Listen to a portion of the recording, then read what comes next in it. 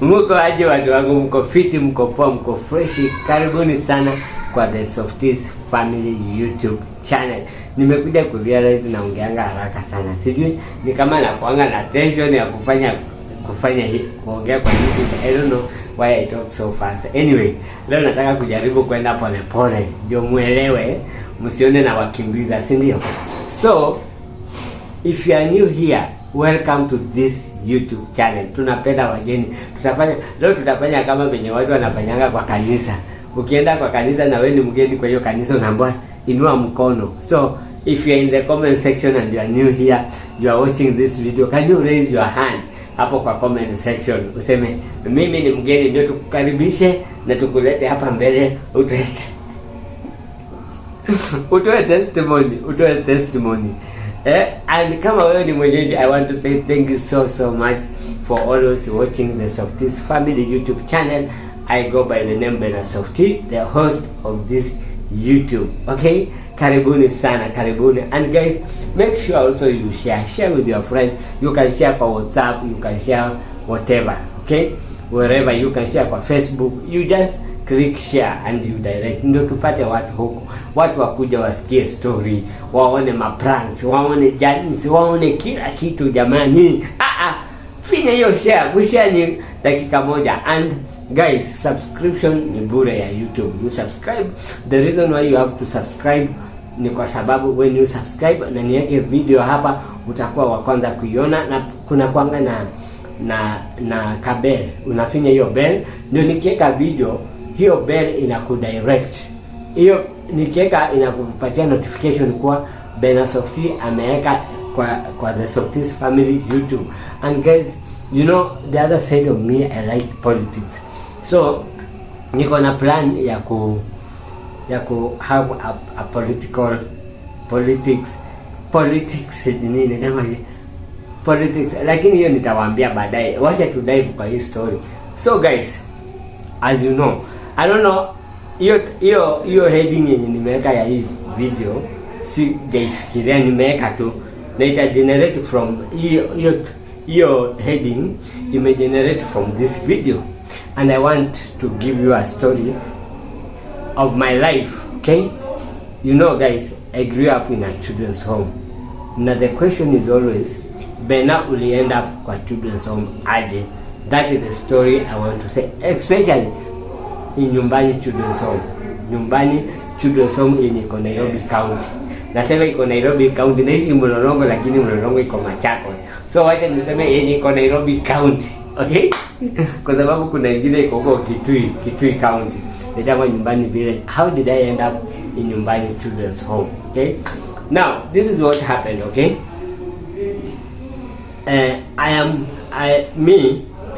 Kwetu tulikuwa waine. Me, my sister, my brother, and my late sister. Okay? Me, my second born wetu ni a lady, then that born ni kijana, na watatu waine alikuwa the late Anastasia Mueni. Anaitwa the late Anastasia.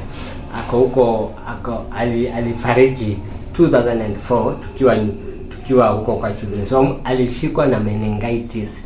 Alishikwa na ugonjwa unaitwa meningitis, na meningitis ni ugonjwa sana inashika watu ambao wako HIV positive na immunity yao iko strong. So yeye kwa sisi waine, me and my last sister, we were HIV positive, but the two wenye wako middle hawakuwa positive, they were negative, okay? And let me tell you, this is a story that I don't know if there's anybody that's in a hard feelings, okay? It's just part of my story, and I want one day my daughter to watch this, okay? Na akuje kuelewa. I don't want, because I'm already public about my HIV status. So maybe siku moja mwenda atakuja kuona hii video na understand. Sitaki awaidanganywa. And the reason why I'm saying this is because there are so many things, kuna vitu kwa maisha yangu sizielewi na sijawahi pata mtu wa kuniambia ukweli. Na kwa sababu watu wengi wanaficha, na wenye ningeuliza ukweli hizo vitu wangekuwa wazazi wangu ambao hata hawako hai sahi. Kama naweza taka kuuliza my mom, hey, mbona huku ni protect nisikue HIV? mbona huku ni protect? Unajua venye mimi nimeprotect mtoto wangu akakuwa sawa, mwende she's not positive, mbona mimi huku ni protect, you know? But there is nobody to answer me that question. I cannot ask my dad. Sometimes naenda nyumbani naambiwa huyu mwanaume mwenye unadhani ni baba yako si baba yako, naambiangu and I don't know, and I think mimi kukuja public it shocked a lot of my family members, and that is the truth. Wengi wao walikuwa, but I don't even care about it, because at the end of the day maybe kama singekuwa positive singekuwa najulikana venye sasa inajulikana, you know, singekuwa he motivated to do things in life, you know. So I don't really care about it. I just say, and I don't have any hard feelings with anybody. It's just part of my story, and I own it, okay? So this is the thing, So I remember, I don't know how to react about this, but this is the truth, and this is the true story of my life. So nikiwa so mimi and my last sister, we were mwenye tulikuwa positive na hawa wawili. So when my dad alikufa wa kwanza, then my mom died. This might be a long video, okay? So my dad alikufa wa kwanza 1997, sitawahi sahau. My dad died in 1997 in the month of November. Yeye alipata accident Uganda. Alikuwa mechanical engineer Uganda. So akapata accident, aligonga, kulikuwa kunanyesha, okay? Kulikuwa kunanyesha mvua kubwa. He was a mechanical engineer. Alikuwa anafanya, sikumbuki jina ya hiyo kampuni. He was a mechanical engineer. So alikuwa ametoka Thika, mahali kunaitwa, kuna hii damu yenye iko Thika huko, sijui ni Thika ama ni Murang'a, sikumbukangi hiyo damu inaitwaje. Akapigwa transfer. Tulikuwa tunaishingi, actually my third brother was born in Murang'a. Alizaliwa Murang'a, sijui ni Murang'a ama ni Thika huko, because tulikuwa my dad used to work in a dam. Kuna damu iko huko, sikumbuki jina. And I remember when I was small, mimi nilikuwa mostly nakaa kwa anko yangu hapa Nairobi, tukisoma na kijana yake tukiwa watoto wadogo, okay? So when my dad was transferred to Uganda, I think alitupeleka ushago, tukakae ushago, kwa sababu sasa yeye akaona apeleke bibi yake na watoto, cause Uganda sasa kwenda huko ni country nyingine, hawezi tubeba sisi atupeleke huko. So he died. Kulikuwa, what we know, kulikuwa kunanyesha na walikuwa wanatengeneza hizi tractors. Alikuwa mechanical engineer, so alikuwa anatengeneza tractor, na akienda kuvuka barabara, ile kitu yenye inakaanga hivi, yenye hii kitu unaona hizi zenye zinatengenezanga barabara, so ilimgonga hivi kwa kichwa, akaanguka chini na ikamkwaruza, na hapo, so by the time wanampeleka hospitali, hivyo ndivyo alikufa. So my dad really didn't die because of HIV. Maybe he was HIV positive, but sio yenye ilimuua. Yeye alipata accident akiwa Uganda akifanya kazi huko. Now my mom ndio ninajua, kwa sababu kwa death certificate yake imeandikwa she died because she was HIV positive, you know. So my mom alikufa 2000, na alikufia Kwale hospital huko Kwale. Alikufia Kwale hospital, aligonjeka tu na within few days akakuwa amepass, okay? In fact nakumbuka alikuwa amepeleka Anastasia hospitali, our last born, alikuwa amempeleka hospitali, na venye alikuwa amempeleka hospitali hapo, akienda na yeye kumpeleka juu kutoka kwetu na Kwale town ni kama 1.5 hours, okay?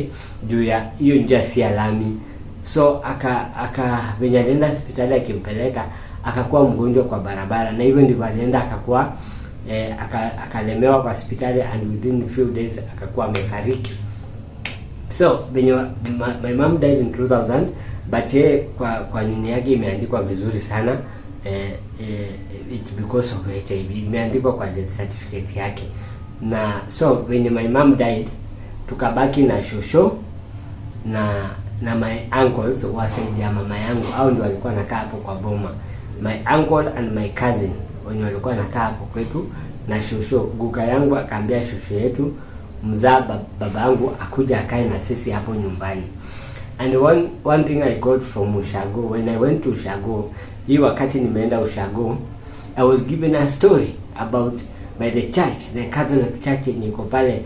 Wale wazee wa ile kanisa walinipatia story kubwa sana about what really happened hiyo wakati, and they told me when my mom died and my dad ameshakufa, tuliachwa na shushu na wale ule ango yangu mmoja, na kulikuwa na cousin yangu mwingine bado wako huko Kwale, and the church used to provide food for us because we were orphans, so they used to help shushu yangu kutulea. So I think in that process, so some of my uncles wakadecide, you know what, wacha tuchukue hao watoto tuwapeleke Nairobi.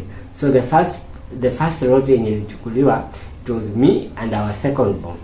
Venye tulichukuliwa huko, tulipelekwa children's home, ilikuwa inaitwa Kibagare, ilikuwa pale Kangemi, ilikuwa Kangemi Kibagare, okay. Tukapelekwa Kibagare, me and my second sister tukapelekwa Kibagare. So tukakaa Kibagare for 1 year. In the year 2000 the all of 2001 tulipelekwa Kibagare. So tukiwa pale Kibagare, nakumbuka vizuri, after some like one time hivi, mimi nikaseparatiwa na wale watoto wengine, okay. Nikaseparatiwa na nikaanza kuishi mimi, na kulikuwa na msichana mwingine hata simkumbuki jina. Tukaanza kupewa special diet, tunapewa maziwa, tunapewa nini, tunapewa tu vitu mingi. So I used to live like ni kama niko heaven, okay. Sikuwa naelewa, nilikuwa mtoto. So we used to live like we are in heaven. So tulikuwa tumeseparatiwa mimi na msichana mwingine. So huyo msichana alikuwa na room yake na mimi. Hiyo children's home ilikuwa ya my sisters hawa wa Catholic. So we were treated, tunaletewa maziwa kila siku. Hapo sikuwa nakunywa dawa. Sikuwa nimeanza kukunywa dawa. Na hata sikuwa naelewa ni nini inaendelea. So tunaletewa maziwa, sijui tunaletewa nini, kama ni mkate. Yani we used just to eat well, okay. So me I never understood, but my other sister alikuwa yeye anacheza na wengine. So when ilikuja December ya 2001, my other two siblings wakaletwe na one of my uncles. So my sister na my brother, so the last born na huyo third born wakaletwe. So when waliletwe, we were taken to venye waliletwe, tukakuwa sasa sisi wote hapo kwa nyumba. Siku moja wakaamuka, nikasikia tumeambiwa mimi na my last sister, my last born, tunaenda kwa children's home different, na hawa wawili wataenda mahali tulikuwa tunalelewa. So I was like, okay, me I really cried because nilikuwa nimeshakuwa na marafiki na nilikuwa napenda huyu sister wangu wa pili. Tulikuwa tunakaanga naye. I remember nikisema hapana, mimi sitoki kwa. Alafu mimi sasa nilikuwa na ile mentality ya kuwa, you know, nimekuwa pale napewa maziwa, hata hiyo maziwa naiba napatia sister yangu. So I was being treated well. Mimi sikuwa hijua ni kwa nini, okay? So wakasema hivyo, wakasema hapana, juu wewe ni kijana wa kwanza na wewe ndio mkubwa, wewe unafaa kutake care ya huyu last born. Lakini hawa wawili na wewe sister yako atake care ya huyu mwingine. So huyu brother yako ataenda ile children's home yenye uliku. I remember I really cried. Niliangalia aunti yangu, nililia. Nikamwambia mimi sitaki, but mwisho ikakuwa hivyo. So after hapo hao wakaenda. Alafu sisi, so this is where the story gets interesting, okay? So mimi na huyu sister yangu wa mwisho, and this is my uncles, they can, hao ndio wanajua hii story, and I don't know, I don't care whatever happens in life inafanyikanga na sasa tuko hapa, but sometimes these things affect somebody mentally. You ask yourself, was I a rejected child? I don't know how you should look at it, you know. You will tell me kwa comment. So mimi na huyu sister yangu mdogo tukachukuliwa tukapelekwa children's home nyingine inaitangwa si children's home. I don't know, that was not a children's home. I think tu ni kama benye unaweza pata watoto wa street alafu una take care of them. This place was in Satellite karibu na Kabiria. I don't remember hiyo children's home kama ilikuwa na jina, but kulikuwa na shosho na guka walikuwa pale wanasaidia watoto, I think wa street ama kitu kama hiyo. Walikuwa na manyumba hapo nini kitu kama hiyo. Tukapelekwa hapo na mama mwingine. Huyo mama alikuwa sitaki kusema jina yake, but huyo mama akatupeleka hapa. And I remember venye alitupeleka hapa aliniambia mtakaa hapa for 2 weeks alafu ni watoe hapa. Okay, so tukakaa hapo na sister yangu. So sisi hatukuwa tunaenda shule, au wengine wote walikuwa wanaenda shule. And I remember it was January of 2002 hatukuwa tunaenda shule. So mimi nashinda na sister yangu tunacheza. Nikakaa 1 week nikaanza kuboeka na hiyo mahali. Naanza kuuliza huyo shosho, kwani ule auntie hakuji na alituambia atakuja tutoe hapa atupeleke mahali pazuri. You know? Then after a week she came, then she told me ungoje kidogo. Then after tumengoja kidogo, after the second week akakuja sasa akatuchukua. Venye alituchukua akatupeleka students home mwingine inaitwa St. Nicholas. Iko pale ukienda Karen. Iko pale hivi ukienda Karen ukiwa Ngong Road. Kuna home inaitwa St. Nicholas. So mimi I was around 10 years huko. Nilikuwa old. Nilikuwa huko over 10 years. So tukaenda pale. So sasa alikuwa anataka tuadmitiwe kwa St. Nicholas. But that time St. Nicholas Students Home ilikuwa ina admit watoto wako below 5. Sijui ni 5 years ama ni 10 years. So they said watachukua sister yangu lakini mimi hawezi nichukua. Okay? But this lady alitaka sisi tukae pamoja. Okay? Alitaka mimi na huyo sister yangu tukae pamoja.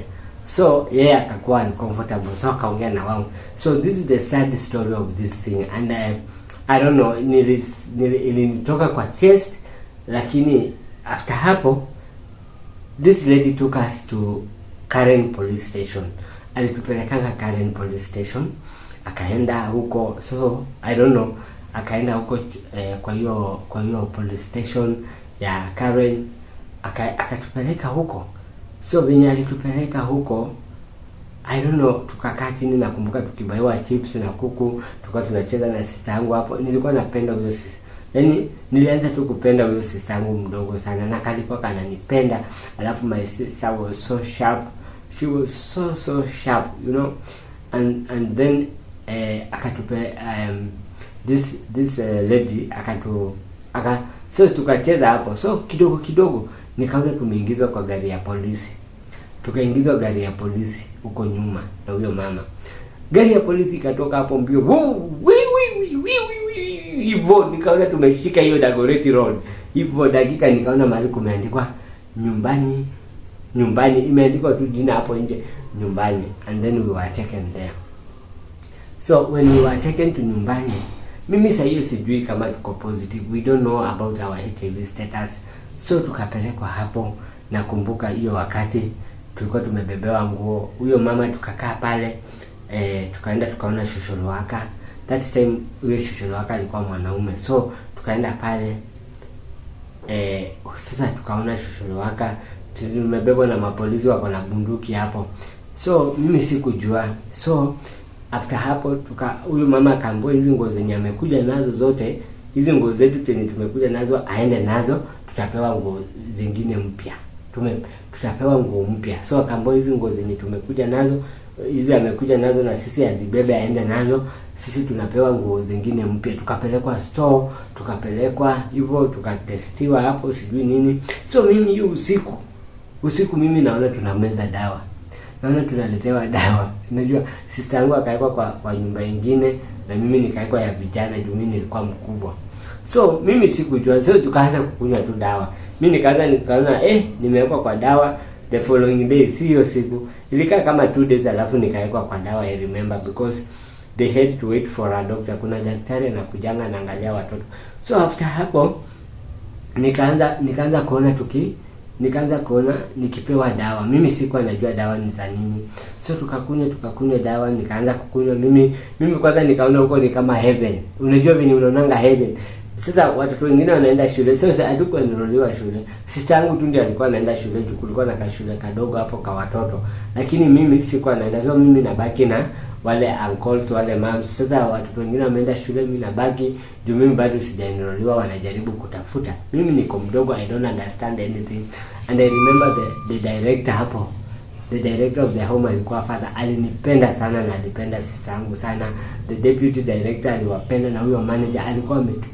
Kwanza manager alikuwa tu anazungukanga akituchukua picha, sitaki kuwasema majina zao. And I remember, so after hapo second term, sasa Sasa ilikuwa February tarehe 26. So tamu ilikuwa inaenda kuisha. So February sasa ndio nilipelekwa shule. Second term ndio nilienda shule. So mimi nikaanza shule. Sasa hiyo bado sijui mbona tunameza dawa. I don't understand anything. So mimi naona nameza dawa, jioni naletewa dawa, asubuhi naambiwa nikunywe dawa. Sasa hiyo tulikuwa tunakunywa dawa. Hiyo dawa ilikuwa tablets 4. Unakunywa asubuhi, na kumbuka moja ilikuwa inakaa kama shilingi 5. And I started school na tukaishi. So when tuliishi 2004, that is when, may her soul rest in peace, that is when my sister died. My young sister akakufa because alikuwa, nakumbuka it was August 2004. Nilikuwa nimetoka shule kufika kwa home, nilikuwa nakujanga jioni, naenda kwa nursing room, naenda naangalia sister yangu alikuwa mgonjwa, nilikuwa nakaa na yeye hapo, namuona. Nikitoka tu shule naenda hapo. So the last, it was on a Friday jioni, nimetoka shule, nimefika nikapata children's home, watu wako na huzuni. Nikashindwa ni nini. Then nika realize, nikaambiwa sasa my sister has passed on. A silent of moment for Anastasia. May her soul rest in peace. Na vile sister yangu alikufa, sasa hapo, hiyo wakati yote, hiyo 2 years hakuna mtu alikuwa anatutembelea kwa hiyo children's home. Juu walikuwa wameambiwa, au relatives zangu walikuwa wameambiwa na huyo mama, hamfai kutembelea Bena, hamfai kuwatembelea huko kwa children's home. And sasa vile sister yangu alikufa, ndio nikaulizwa kama najua mahali au watu wengine wako. Sasa ndio nikaanza kukumbuka hiyo sent. Unajua vile mtoto ukiwa umemlea vizuri haizi sahau. So nikaanza kukumbuka hiyo children's home nini, nikawaelezea hivyo, mpaka tukaenda tukachukua brother yangu na sister yangu kwa hiyo St. Martin's. Hiyo nyumbani children's home ikanipeleka, tukaenda kwa uncle yangu na tukawaelezea nini. Sasa ndio wakakuja pamoja. I have never understood. Mimi natakanga kuwauliza, why did my sister get buried? Mbona alizikwa? Mimi kinyo najua walikuwa na uwezo ya kutransport mwili ya sister yangu ikazikwa huko Ushago. I have never understood mpaka leo why my sister was buried in Lang'ata. Kwa sababu tuko na boma Kwale, na mliona hiyo boma. I don't understand why my sister, they had the capability to take that body to Kwale. Sijui mbona walikataa kaziko huko. I don't know. So by this time there was a new social worker in the children's home. So after mazishi kila kitu imefanyika, one day kuna hii kitu inaitwa committal order. Hiyo wakati government ilikuwa ina push children's home zikuwe na committal order. Committal order ni ile ya kuitikia mtoto aishi kwa children's home. And I remember hiyo wakati nilikuwa nahitaji kupata ID, national ID. So ndio waende wakuchukulie national ID, ulikuwa unahitaji ukuwe na hiyo committal order ya kuonesha kwa nini unaishi kwa children's home na vitu kama hizo. So mimi I don't know how, but my file haikuwa na committal order, haikuwa nayo. But my sister ilikuwa imeanza kuprocessiwa juu kalikuwa kadogo. So I think walikuwa wanataka wamalizane na my sister alafu achukue yangu. So what happened is huyo shule waka akaniita, akafungua file. Akaniambia, Bena, how comes file yako imeandikwa mlichukuliwa Kibera? Mimi nikashtuka. Kwa sasa unajua niko 18 years na hizi vitu nikienda kwa watu wa ID, watu wa ID wataniuliza mbona uko kwa, na sasa hiyo unajua ukiwa 18 years utaulizwa maswali. Mbona file yako imeandikwa mliokotwa Kibera? Nilishtuka. Damu ilikimbia. Ati tulipatikana tukiwa na buka yetu, atakuwa poa, tulikuwa malnourished. So the head sijui kama nafaa kulia ama nafaa kucheka. So imeandikwa kwa file ati mimi nafaa ati sisi tulichukuliwa tulikuwa tunateseka Kibera.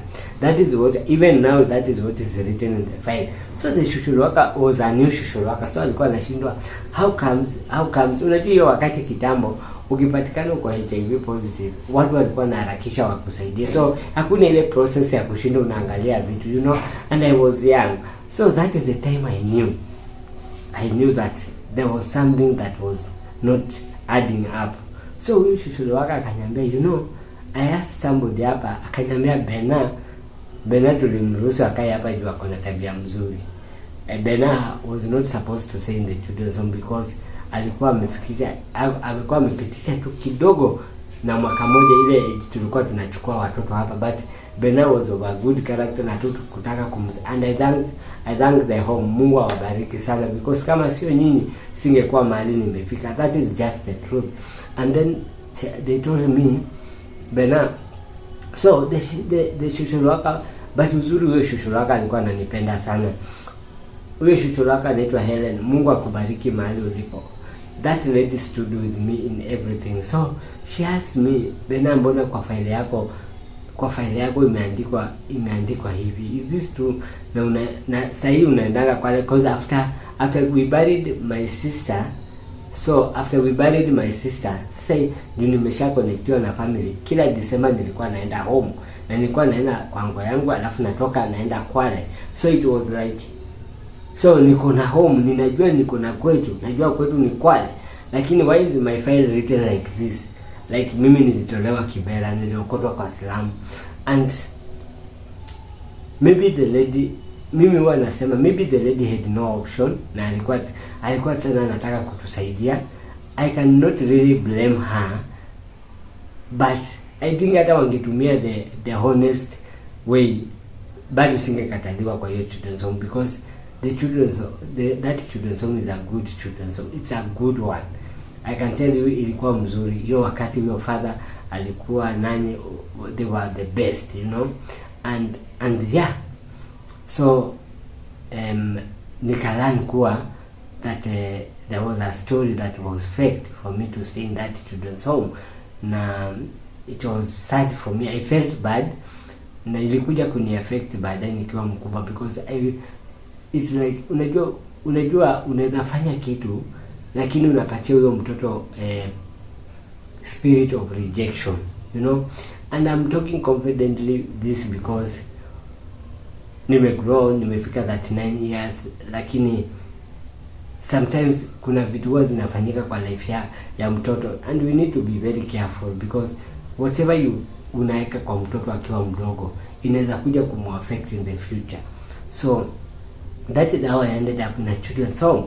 And so after hapo shushu waka kanisaidia nikapata ID, hata sijui ID kwa wapi. Nikapata ID yangu, na I remember ndio nipate hiyo ID ilikuwa rahisi. But nilienda, thank God mwenye nilipata hapo, sijui ni Kibera ama ni wapi. Ni mama tu aliniona hivi tu na akanipenda. Na huyu shushu waka akamwambia ukweli, akamwambia huyu mtoto msaidie tu, huyu mtoto amepitia mambo mingi, so msaidie tu apate ID. And that is how I got my national ID. Uzuri walikuwa na death certificate ya mom, walikuwa na death certificate ya dad, walikuwa na hizo death certificate, na walikuwa of course na documents zangu zingine. And yeah, so that's how I ended up in a children's home. I don't know how you feel, but that is my story. And yes, part 2 will come later. So guys, if you have enjoyed, if you have anything to say, semeni hapo kwa comment section. Najua mtakuwa na maswali mingi, lakini tuonane baadaye.